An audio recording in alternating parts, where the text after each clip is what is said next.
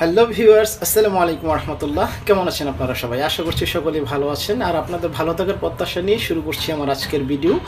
আমার আজকের ভিডিওর টপিকস হচ্ছে খুবই কমন একটি ব্যাপার, বাচ্চাদের খাবারের অনীহা সম্পর্কে। বাচ্চাদের খাবারের অনীহা সম্পর্কে আমি যেই আলোচনাটা শুরু করব, আমাদের কাছে প্রায়ই মায়েরা বাবারা আসেন, বাচ্চা খায় না, বাচ্চা খাচ্ছে না, আগে খেতে এখন খায় না, খাবার পিতে তার কোনো ইচ্ছা নেই, বা যেসব বাচ্চারা ফিডিং করে, ফিডিং ছাড়া আর কোনো খাবার খেতে চায় না, এইসব ব্যাপার নিয়ে অনেক কথা বলে আমরা ওনাদের কথাগুলো শুনি, আমাদের মধ্যে করে ওনাদের সাথে বিভিন্ন সলিউশনে যাই, বিভিন্ন সলিউশন দিয়ে থাকি। সেই সব ব্যাপারগুলো নিয়ে আপনাদের সাথে কথা বলবো, আর সামান্য কিছু টিপস এই ভিডিওতে আমি আপনাদেরকে দিব। যারা ভিডিওটি দেখছেন প্লিজ ভিডিওটি শেষ পর্যন্ত দেখবেন, আর যদি আপনার ভালো লাগে ভিডিওটি লাইক কমেন্ট শেয়ার করে দিবেন, ইভেন কমেন্টসে জানিয়ে যাবেন আপনার বিভিন্ন মতামত। শিশুদের খাবারের অরুচি অনীহার ব্যাপারে কথা বলতে গেলে প্রথমেই এখানে আসলে ফাইন্ড আউট করতে হবে আসলেই কি শিশু খাচ্ছে না, না শিশু খাচ্ছে ঠিকই, যেটা বাবা মায়ের সন্তোষজনক না, যার কারণে বাবা মায়েরা বেশি এই ব্যাপারে এক্সাইটেড যে বেবিকে সঠিকভাবে সে খাওয়াতে পারছে না। অন্য একটা ব্যাপারও থাকে যে অনেক মা বাবা আছে বেবিকে আরও একটু বেশি খাওয়াতে পারলে মনে হয় বেবি একটু স্বাস্থ্যবান হবে, আরও একটু ভালো সুস্বাস্থ্যের অধিকারী হবে। এইসব ব্যাপার থেকে মায়েরা অনেক সময় বাচ্চাকে আর যেটা ও খাচ্ছে সেটার উপরে আরও বেশি কিছু খাওয়াতে চায়। এই জায়গাটা প্রথম আমাদের একটা সিলেক্ট করতে হবে আসলে যে জায়গাটা কোনটা। দ্বিতীয় নাম্বার হচ্ছে ব্যাপার থেকে বাচ্চার খাবার না খাওয়ার পিছনে, সেইগুলো হলে বাচ্চাদের অনেক সময় মুখে ঘা হয়, যে জিনিসটা বাচ্চার মা বাবা খেয়াল করে না বা বুঝতে পারে না। কখনো কখনো বাচ্চার শরীরে আয়রনের ঘাটতি পড়ে রক্তশূন্যতা দেখা দেয়, যার কারণে বাচ্চা খায় না বা খেতে চায় না। সঠিক সময়ে বাচ্চাকে তার উপযুক্ত খাবারের সাথে ইন্ট্রোডিউস করানো একটা গুরুত্বপূর্ণ ব্যাপার, এই জিনিসটাও একটা পয়েন্ট বি নোটেড। তো এইসব ব্যাপারগুলো থেকে উত্তরণের জন্য আমাদেরকে বিভিন্ন ওয়ে খুঁজতে হবে। আমি এইসব টপিকসগুলোর উপরে প্রথমেই যে জিনিসটা বলবো, মায়েদেরকে বাচ্চাদেরকে খাবারের ব্যাপারে কখনো কোনো ওভার ফোর্সিং করার নিড নেই। কারণ যেসব বেবিরা ফিডিং করে, প্রথমত 6 মাস পর্যন্ত তো বেবিদের ফিডিং ছাড়া কোনো অন্য কোনো খাবার দেওয়াই সম্পূর্ণ আসলে মেডিকেল সেন্সে, মেডিকেল টার্মে নিষিদ্ধ বলতে অনুৎসাহিত করা হয় যে কোনোভাবেই আপনারা 6 মাস পর্যন্ত বাচ্চাকে মায়ের বুকের দুধ ছাড়া অন্য কিছু দিবেন না। 6 মাস বয়সের পর থেকে কিছু খাবার এর সাথে অ্যাড করতে বলা হয়েছে, কলা, মুরগির কলিজা, ডিম ইত্যাদি ইত্যাদি, যেসব খাবারগুলো ভেজিটেবল, আরও কিছুদিন পার হওয়ার পরে ভেজিটেবল সাথে প্লাস করা, এই জিনিসগুলো দিতে বলা হয়েছে। হ্যাঁ, আপনার বাচ্চাকে আমরা অনেকেরই জিজ্ঞেস করি যে আপনার বাচ্চা যে বাসায় খাবার খায় না, ওরা কি বাহিরের খাবারগুলো কেমন পছন্দ করে, যেমন চিপস, জুস, চকলেট ইত্যাদি ইত্যাদি। তখন মায়েরা বলে হ্যাঁ এগুলো পছন্দ করে। তখন আমরা বলি যে এগুলো তো দিচ্ছেন, পরে বলে হ্যাঁ দিচ্ছি। তখন এই জায়গায় হচ্ছে আমাদের একটা বোঝার ব্যাপার, একটা বাচ্চা, আমরা যখন বড় মানুষ যখন সকালবেলা নাস্তা করে বাসা থেকে বের হই, দুপুরের আগে যখন আমাদের একটু ক্ষুধা অনুভব হয় বা ক্ষুধা লাগে, এরকম একটা কিছু যখন হয়, তখন আমরা দুটো বিস্কিট বা অল্প একটু কিছু খেয়ে একটু পানি খেলে আমাদের ক্ষুধাটা মোটামুটি একটা নিবারণ হয়। একটা খাবারের আগে যখন আমরা ঠিক এরকম একটা খাবার খেয়ে নিই, তখন দেখা গেছে পরের খাবারটার সময় আমাদের খাবারের ইয়াটা, যে ক্ষুধার যে মূল স্পিডটা সেটা আমাদের থাকে না। তখন একটা বেবি তার পেটের জায়গাটাই তো একদম ছোট, অল্প, ওখানে সে যদি একটা চিপস খায়, একটা জুস খায়, বা একটা এটা বা ওইটা সেটা খেয়ে নেয়, তখন তো তার খাবারের রুচিটা এক ধরনের মানে ভিতর থেকে আসার যে ব্যাপারটা সেটা বন্ধ হয়ে যায়, প্রথম কথা। দ্বিতীয়ত কথা হচ্ছে, বেবিটাকে যে খাবারটা দিচ্ছি এটা তো আমার চুজেবল না। আমি চুজ করতেছি বাচ্চাকে বাসায় খাবার দিব, ভেজিটেবল দেবো, মিট দিব, প্রোটিন দিব, বা ফ্রুটস দিব, এই জাতীয়। কিন্তু বেবি চুজ করতেছে আমি চিপস খাবো, চকলেট খাবো, আইসক্রিম খাবো, ড্যাশ ড্যাশ ড্যাশ ইত্যাদি। এখন আমার এখানে ব্যাপারটা হচ্ছে, আপনাদের কাছে রিকোয়েস্ট থাকবে, চুজ করবেন খাবার আপনি, আর খাবার কতটুকু খাবে বা খাবে কি খাবে না সেটা ডিপেন্ড করবে বেবি। আমি আবার বুঝিয়ে বলি ব্যাপারটা, আপনি খাবার চুজ করে দিবেন ওকে কি খেতে হবে, ফ্রুটস খাবে না ভেজিটেবল খাবে, সেটা সিলেক্ট করবেন আপনারা। আর খাবারটা ও কতটুকু খাবে সেটা ডিপেন্ড করবে বা সেটা সিলেক্ট করবে বেবি।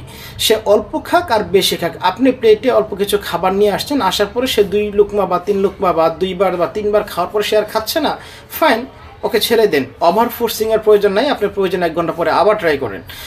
আর বেবিরা তাদের প্রয়োজন সাপেক্ষে তাদের দেহের চাহিদা অনুযায়ী যতটুকু খাবার সেটা ওরা নিয়ে নেয়, ওরা খায়। এখন আমরা যদি ওদের প্রতি ওভার কনসাল্ট হতে যে ওভার ফোর্সিং করে খাবার খাওয়াতে যাই, তখনই বাচ্চাদের খাবারের প্রতি একটা অনীহা চলে আসে, তখন ওরা এই খাবারটা খেতে চায় না, নাম্বার 1। নাম্বার 2তে আমরা বাহিরের যে খাবারগুলো আছে এই খাবারগুলো আমাদের বিভিন্ন কেমিক্যালের পাশাপাশি কিছু টেস্টিং ব্যবহার সেবার থাকে, সল্ট বা এই জাতীয় কিছু দিয়ে এমন একটা কেমিক্যাল দিয়ে নিয়ে আসে যে বেবিরা খেলে ওদের মুখে খুবই ভালো লাগে, খুব সুস্বাদু লাগে। কারণ ওই খাবারটা খাওয়ার পরে ওদের কাছে ফ্রুটস বা ভেজিটেবল এই জিনিসগুলো তখন আর এটা মুখে ওদের একটা ভালো লাগে না, স্বাদ লাগে না। যার কারণে ওই খাবারটা যদি আপনারা ক্লোজ করে দিতে পারেন, তাহলে এই খাবারটা বা ভেজিটেবল ফ্রুটস বা বাসার খাবার যে খাবারটা, সেই খাবারের দিকে বাবু আস্তে আস্তে ঝুঁকবে বলে আমরা মনে করি। কিছু কিছু ক্ষেত্রে বাচ্চাদের ব্লাড কম থাকে, অ্যানিমিয়া হয়, রক্তশূন্যতা দেখা দেয়। এই ব্যাপারগুলো আসলে একজন নিউট্রিশিয়ানের পরামর্শ নিতে হবে। নিউট্রিশনের পরামর্শ নিয়ে ব্লাড স্যাম্পল টেস্ট করে তারপরে দেখতে হবে আসলে ওই জাতীয় প্রবলেম আছে কিনা, তখন তাকে সেই জাতীয় ট্রিটমেন্ট করতে হবে। কিছু প্রাথমিক হ্যাবিট আছে, যে হ্যাবিটগুলো আমরা ওকে আমাদের সাথে করাতে হবে। যেমন আমরা যদি খাই রিচ ফুড, যেমন বার্গার, পিৎজা, আর আমাদের পাশে বসে যদি বেবিকে দিই তুমি খাও ফ্রুটস বা ভেজিটেবল, তখন তো সে এটা খাবে না। বরং আমরা ওই ভেজিটেবল বা ফ্রুটসটাকে খাবো এবং এতটাই উৎফুল্লভাবে আমরা খাবো, বুঝাবো বেবিকে যে জিনিসটা অনেক ভালো, অনেক সুস্বাদু, স্বাস্থ্যের জন্য অনেক উপকারী, এই জিনিসগুলোকে বোঝাবো আর আমরা খাবো। আর বেবিরা হচ্ছে অনুকরণ করে বেশি, যার কারণে আমরা যখন এই জিনিসটা খাবো আমাদের। নাম্বার 3তে আমি বলবো ফ্রুটস, ভেজিটেবল এগুলোর সাথে বাচ্চাদেরকে ইন্ট্রোডিউস করাতে হবে, ওদেরকে পরিচয় করাতে হবে। আমরা যদি বাজার থেকে একটা ফ্রুটস নিয়ে এসেই বেবিকে বলি নাও এই যে তোমার জন্য আপেল নিয়ে এসছি তুমি খাও, আসলে বাবুরা তখন এটা খেতে চাবে না, খাবে না। এটার জন্য করতে হবে কি, আমরা যখন বাজার থেকে কোনো জিনিস নিয়ে আসি, অনেকগুলা নিয়ে আসি, ওখান থেকে একটা জিনিস ওর হাতে দিব, ও খেলবে, এটার সাথে ইন্ট্রোডিউস হবে,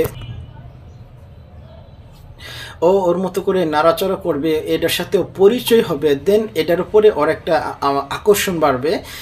আমরা যখন আবার এই জিনিসগুলো খেতে থাকবো, খাবো, দেখবে, তখন তার মধ্যে আবার এই জিনিসগুলো খাওয়ার একটা প্রবণতা তৈরি হবে।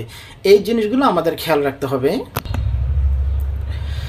নাম্বার 4-এ আসবো। আসলে এই জিনিসগুলোর পরে আসলে তারপরেও যদি বেবির মধ্যে খাবারের কোনো না থাকে, বাজারে বিভিন্ন ধরনের আসলে রুচির ওষুধ পাওয়া যায়, যেগুলো আসলে সব ওষুধ বাচ্চাদের জন্য সেফ না, বাচ্চাদের জন্য সঠিক না। এই জন্য একজন অভিজ্ঞ ডক্টরের পরামর্শ ছাড়া বাচ্চাদের জন্য কোনো রুচির ওষুধ খাওয়াতে যাবেন না। প্রাথমিক লেভেলে নিতে আমরা বেবিদের কখনো কখনো vitamin B complex plus zinc combination যে সিরাপগুলো আছে, এই ওষুধগুলো আমরা দিয়ে থাকি খাওয়ার জন্য। বা বেবির পেটে যদি গ্যাস থাকে, সেই গ্যাস অ্যাপিটাইট থাকে, সেই অ্যাপিটাইট রিমুভের জন্য বা গ্যাসটা কমার জন্য কিছু ঔষধ আছে, সেগুলো আমরা দিয়ে থাকি। এগুলা খেলে বাচ্চার যদি গ্যাসের প্রবলেমটা থাকে সেটা দূর হয়ে যায়। বা ভিটামিন বি কমপ্লেক্সের ঘাটতি থাকলে বা মুখে ঘা থাকলে, ওগুলোর জন্য যদি তার খাবার রুচিটা নষ্ট হয়ে থাকে, সেগুলা রিমুভ হয়ে যায় আস্তে আস্তে খাবারের দিকে ঝুঁকে। অন্য একটা ব্যাপার আমাদের খেয়াল রাখতে হবে, বাচ্চাদের কখনো কনস্টিপেশনের ব্যাপারটা সবাই একটু খেয়াল রাখতে হবে। বাচ্চারা যদি দেখা যায় 2 দিন 3 দিন ঠিকভাবে পটি করতে পারছে না, তার কনস্টিপেশন হচ্ছে, পায়খানা কষা হচ্ছে, সেক্ষেত্রে তার পেটের উদর ভর্তি থাকার কারণে, যার কারণে বাচ্চারা খাবারের প্রতি একটা অনীহা তৈরি হয়, মানে তার পেটে ওই পর্যাপ্ত পরিমাণ জায়গা না থাকার কারণে ওই বাচ্চারা খেতে চায় না। এই জন্য এই ব্যাপারটাও খেয়াল রাখতে হবে। কখনো কখনো বাচ্চাদের ইউটিআই থেকে, ইউরিনারি ট্র্যাক্ট ইনফেকশন যেটা বলা হয়, ওখান থেকে বাচ্চাদের খাবার অরুচি তৈরি হয়। তবে এই জিনিসগুলো মূলত ডক্টরদের ব্যাপার, এগুলো আসলে আপনাদের ব্যাপার না। কিন্তু আপনাদের বা আমাদের সাধারণ জনগণের যে ব্যাপারগুলো, সেটা হচ্ছে বাচ্চাকে খাবারের সাথে ইন্ট্রোডিউস করাতে হবে, তার সামনে আমরা নিজেরও ওই খাবারগুলো খেতে হবে, তাকে বাহিরের খাবার বন্ধ করতে হবে। পাশাপাশি যদি একান্ত প্রয়োজন হয় zinc supplementary, zinc plus vitamin B complex, ওই জিঙ্ক সাপ্লিমেন্টের zinc plus vitamin B complex এই ওষুধ দিতে হবে। পাশাপাশি যদি গ্যাসের প্রবলেম থাকে হেপাটাইটিস রিমুভের জন্য কিছু ওষুধ দিতে হবে। তবে ওই যে জিঙ্ক ওষুধগুলো আসলে খুব বেশি দিন বা লং টাইম না দেওয়াই ভালো, 15-20 দিন পর্যন্ত দেওয়া যেতে পারে। প্রয়োজনে বছরে আবার 1 মাস বা 2 মাস গ্যাপ দিয়ে আবার দিতে পারেন। এরকম বছরে 3 বার বা 4 বার আপনি এটা দিতে পারেন। বেবিদের খাবারের ব্যাপারে সবচেয়ে বড় যে ব্যাপারটা আপনার মায়েদেরকে বলি, সবারই একটা কনসার্ন থাকে পাশের বাসার ভাবির বেবিটা খাচ্ছে, আমার বাবু খায় না। এই একটা জায়গা থেকে আপনারা আসলে বেরিয়ে আসবেন। পাশের বাসার বেবি তার দেহের চাহিদা অনুযায়ী যতটুকু প্রয়োজন ততটুকু খাচ্ছে, আর আপনার বেবি আপনার বেবির চাহিদা অনুযায়ী যতটুকু প্রয়োজন ততটুকু খাচ্ছে। এরপরেও যদি প্রবলেম হয়, যতটুকু প্রয়োজন আপনারা হালকা পাতলা এই যে ওষুধগুলোর কথা বললাম বা ভালো নিউট্রিশনের পরামর্শ নিয়ে নেবেন। অভ্যন্তরীণ খাবার বাচ্চাদেরকে করতে যাবেন না, তাহলেই বাচ্চারা খাবারের প্রতি আরও অনীহা তৈরি হবে। ধন্যবাদ সকলকে ভিডিওটি শোনার জন্য। আমি আসবো আপনাদের সামনে পরবর্তীতে আবার অন্য একটি টপিকস নিয়ে। আপনাদের যদি ভিডিওটি ভালো লেগে থাকে, ভিডিওটি লাইক, কমেন্ট প্লাস শেয়ার করে দিবেন, আর কমেন্টস বক্সে জানাবেন আপনাদের আসলেই ভালো লেগেছে কি না। পরিশেষে আপনাদের কাছে দোয়া চাচ্ছি, আবারও দেখা হবে। সকলেই ভালো থাকবেন। আসসালামু আলাইকুম ওয়া রাহমাতুল্লাহ।